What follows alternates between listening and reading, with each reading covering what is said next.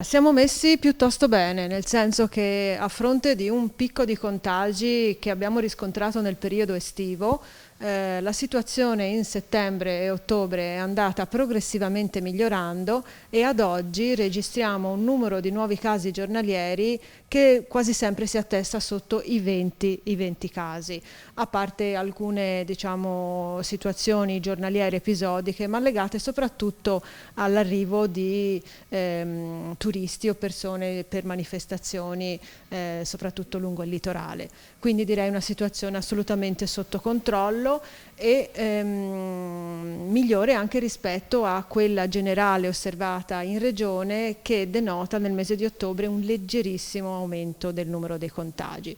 Questo significa che nella nostra comunità, nella nostra popolazione, visto l'alta copertura vaccinale, il virus sta circolando poco.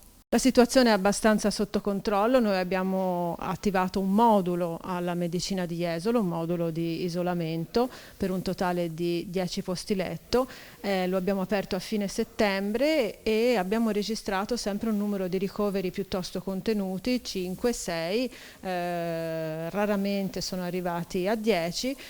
Importante da dire che i quadri clinici più gravi sono a carico dei pazienti non vaccinati. Per quanto riguarda la campagna vaccinale, la nostra azienda è fra le prime in quanto a tasso di copertura della popolazione. Abbiamo raggiunto una copertura dell'84,4% fra cicli completi, 82% e solo una dose, e quindi questo è un elemento di un grandissimo risultato per l'azienda. Oggi le nostre sfide più grandi sono quelle di stimolare la popolazione che ne ha diritto a fare la terza dose, sono gli ultrasessantenni, le persone fragili e gli operatori sanitari, e importante da sapere è che la terza dose può essere associata anche al vaccino antinfluenzale. Queste stesse categorie sono infatti quelle indicate per la vaccinazione antinfluenzale.